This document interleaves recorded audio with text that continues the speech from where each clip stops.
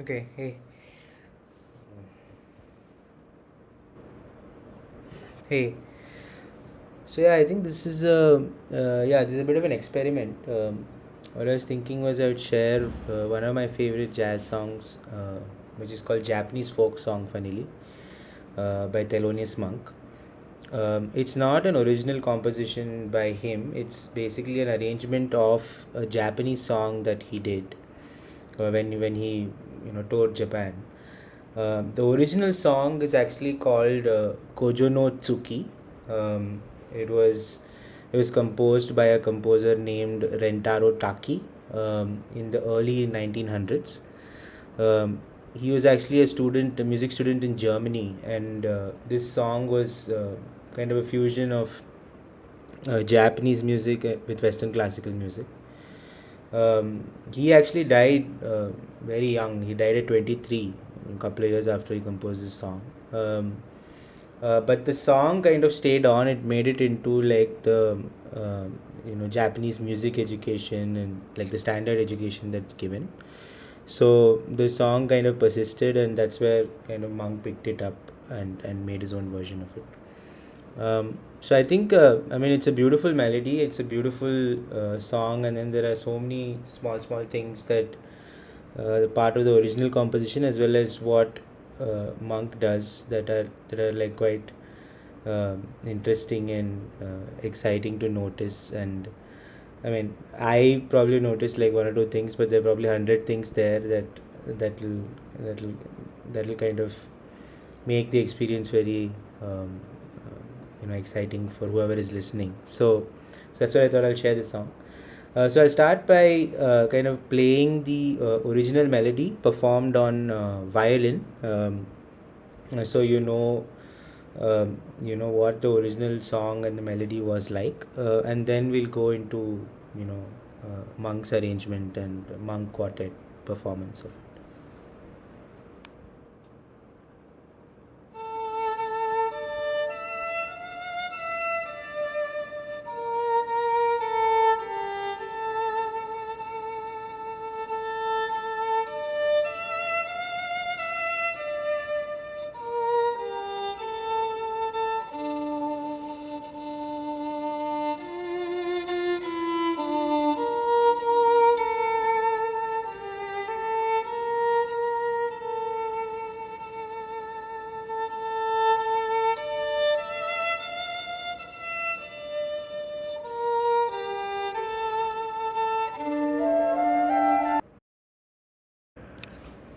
So yeah, it's a very simple melody, but also very haunting in the sense that it has that character to it where it makes you feel some kind of trepidation or fear, but also a lot of melancholy and sadness.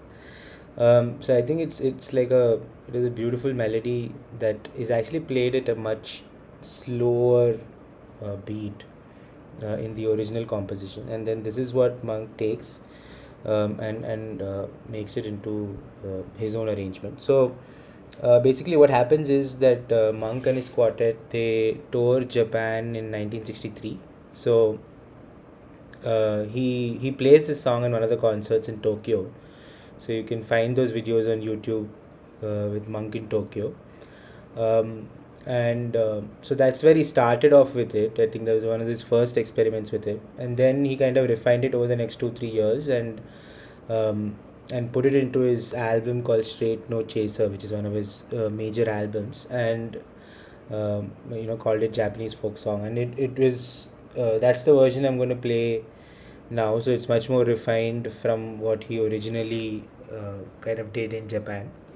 But yeah, there's a lot of like kind of small things that Monk does. A lot of details in the way the quartet plays together. That's really interesting and really joyful to hear. So I think I'll let you guys listen to it and probably in between sections I'll just pause for a bit and share some of the things that I noticed, which might be like very few actually. But yeah.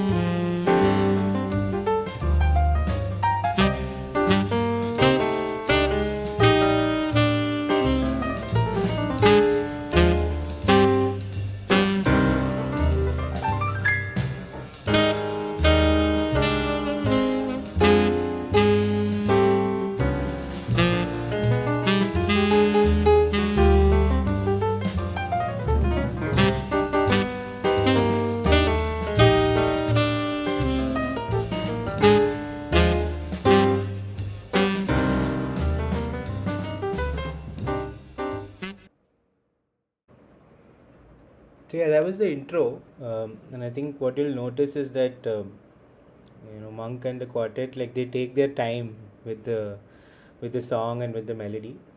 I think the first, I think it's like 1.5 minutes is just about just stating the melody through the piano, through the saxophone, and so on, and just kind of exploring it a little bit, just around the melody. Um, so I think you'll find that in this song, you know, the players, like, they really take time with what they're exploring and what they're finding. And so it's like a reasonably long song. It's almost like 15 minutes. Um, but yeah, I think this is just like the initial statement of melody, which is will be followed by a saxophone solo. But also notice how kind of like Monk plays the piano along with the saxophone solo. And also another thing to notice, that at least that I notice, is the drummer, Ben Riley. So typically in like a fast-paced jazz setup, the drummer would play the right cymbal very aggressively, right? Like, it would be like hitting it pretty fast, right? Because typically they use the right cymbal to keep time.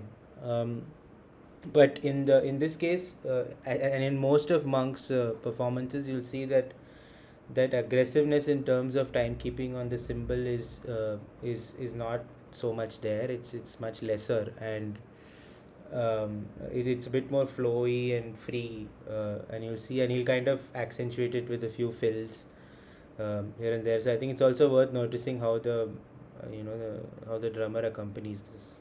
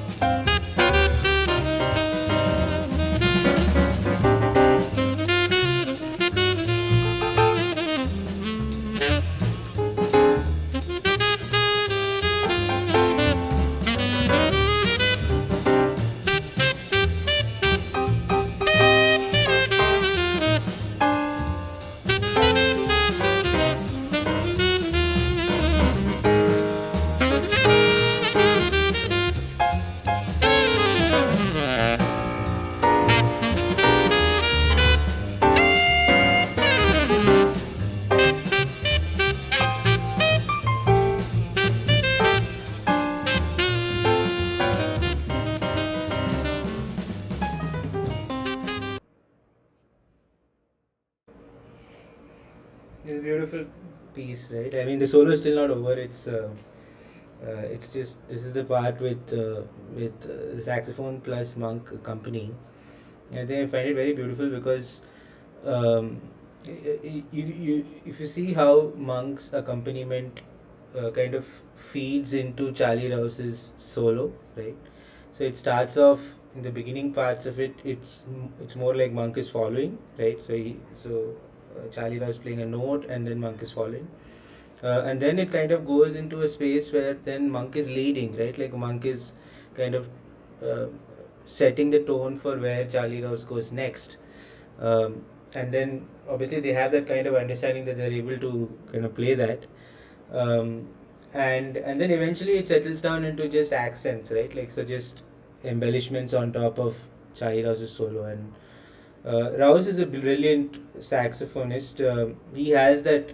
He's actually the perfect saxophone player for Thelonious Monk because he has that slightly dissonant kind of sound, and he plays at a at a slowish pace, like at 100 beats per minute, right? Um, so so I think their understanding is it's quite like clear to see there. And I think yeah, so you can see this in most of the tracks that they do together, but this particular one is very beautiful.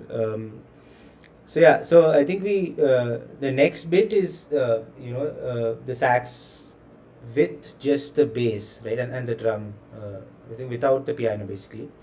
So it's interesting to see because I think the bass line in this song and this is a double bass, right? So the jazz double bass, and it's one of the most melodious bass lines that I have heard at least. So even the bass line kind of keeps it very close to the melody, just like the saxophone did, right? So if you would have noticed the saxophone, they're always playing around the melody, right? They're playing little bit one step left, one step right, one step left, one step right, like exploring the entire surroundings like deeply before instead of actually going somewhere else, right? And you'll find that same thing happen with the bass line as well, and eventually there's a bass solo which is actually one of the most like melodic solos that I have heard as part of a jazz quartet. Okay, so I'll continue. We'll play the part which is the rest of the saxophone solo um, with the bass accompaniment.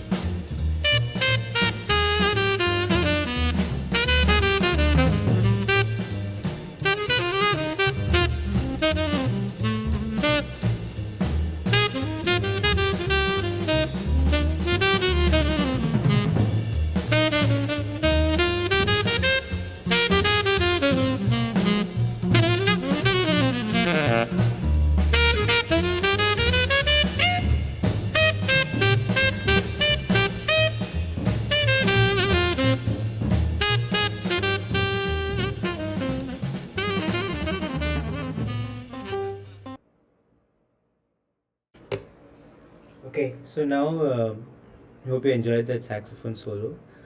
Now we move to Monk's piano solo, and I think this is one of his most brilliant performances. I think I won't say much. I'll just play it, and then we can talk about it later.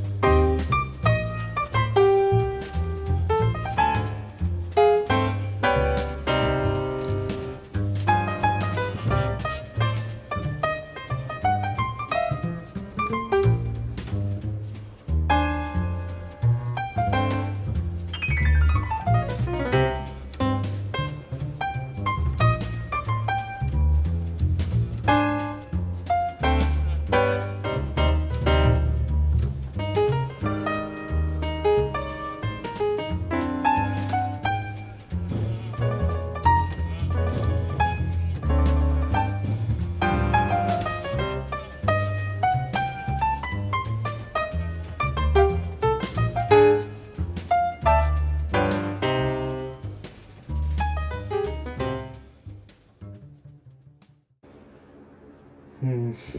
That was beautiful, wasn't it? I mean, it's one of my favorite pieces from Monk. I mean, he's just like masterful in this solo. I mean, you must have noticed the way that he kind of slowly builds it up. He's kind of exploring the melody, and then he starts at a slower pace or lesser density of notes that he's playing. I mean, that's one thing about Monk is that he doesn't choose to play more notes than is necessary to make the point that he's trying to make. So he's not one of those people who kind of plays, blazing fast solos like all the time. So he kind of uses it, um, like he rations the notes and uses it in a way. And I think the way he goes about this solo is that there is a certain tempo and beat that the song is kind of being played at. However, you'll see that through the course of Monk's solo, it feels as if the song is picking up intensity or moving faster or accelerating in some way, right? Um, though the tempo actually remains the same.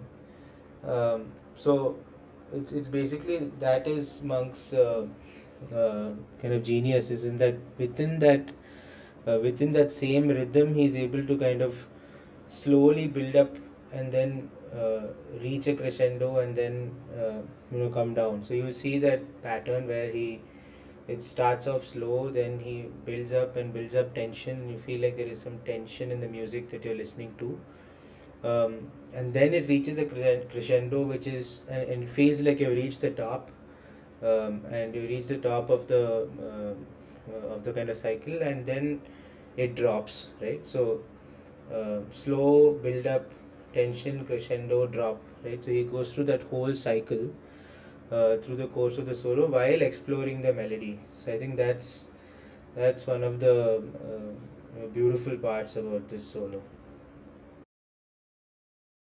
And also, I think the other aspect of it is this is very kind of central to Monk's solo playing is that um, if you give him a melody, right? You give him a melody, he just kind of takes that melody and strips it bare almost, like just explores everything inside it, around it, above it, below it, right?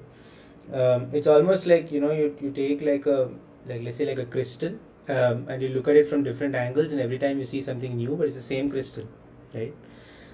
Monk's approach to solos or many solos is like that, where he's just taken the melody and he says, okay, this is enough for me, but I'm just going to look at it from different angles, and put it all together. And I think that's like a level of mastery which is very difficult for a lot of performers. You would have seen it to some extent with Rouse as well, but when Monk does it, it's like at a different level, I think, at least. So yeah, I think that is one of his most beautiful solo performances, and yeah, I hope you enjoyed it. I think I'll now play the track after the end, and kind of keep your eyes or ears open for the bass solo, which is very beautiful, and then they go and combine all together at the end.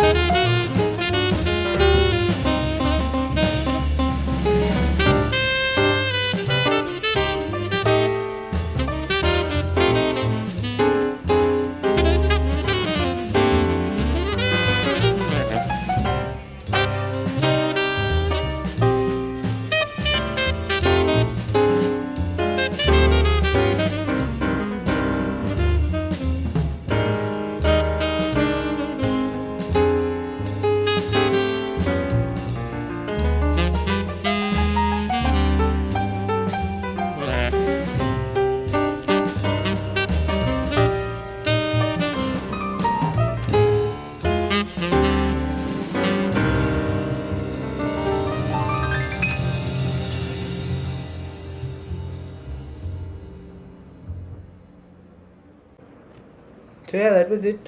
Japanese folk song by Thelonious Monk. I think what you'd have noticed in the last bit was that they were all kind of playing the melody and improvising on it themselves, but somehow it sounded good together. I don't know how they do that. But yeah, I think this is one of those songs which has all, like, the highs, the lows, and everything, and but it's all in like one. It's like a story that's being told. Like from that initial melody which we heard on the violin, there's Monk and his quartet have basically built like a 15-minute, 16-minute improvisation on top of that. So yeah, I think it's one of the most beautiful songs, and I hope you enjoyed it.